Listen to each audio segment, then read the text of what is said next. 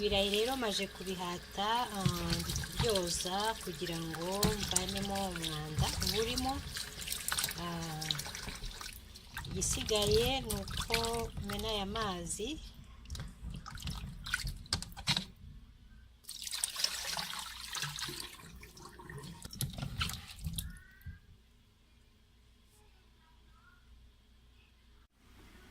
Mu safuriya rero nateguye, ngiye gusukamo igikombe cy'amazi.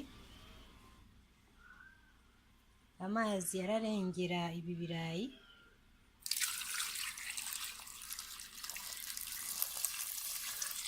Ubundi mbitogose igihe kingana n'iminota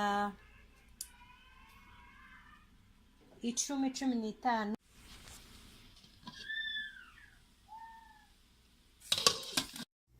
Ngibi rero ibyo ndaza kwifashisha ntegura ibirayi byacu.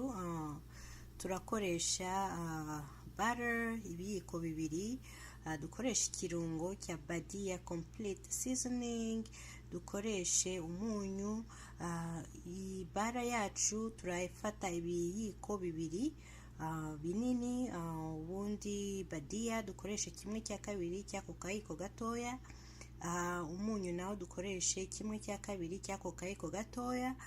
Ubundi persil niraza kujyamo nyuma ya byose bimaje gushya, umaje kuminina ibirayi byawe, ukabikaranga muri ayo mavuta cyangwa se butter, ugashyiramo persil wakasemo uduce dutoya, ubundi ukongeramo iyi Badia yawe, then uraza kubona ibirayi bidasanzwe biryoshye cyane.